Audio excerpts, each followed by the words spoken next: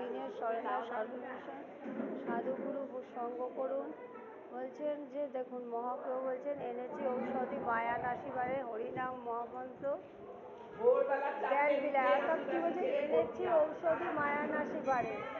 তো ঔষধি দেখুন আমরা ঔষধ এনেছেন মহাপ্রভু। কি ঔষধ দেখুন এই যে মদ চুলা চুল্লু তারপরে বিড়ি সিগারেট এগুলো আজকে কেউ ছাড়াতে পারছে না মা বোনের অশান্তি, কিন্তু জীবের সব আছে কিন্তু একটা জিনিস নেই, সেটা হচ্ছে অমৃত। সুতরাং হরিনামামৃত পান করলে সব নেশা কেটে যাবে।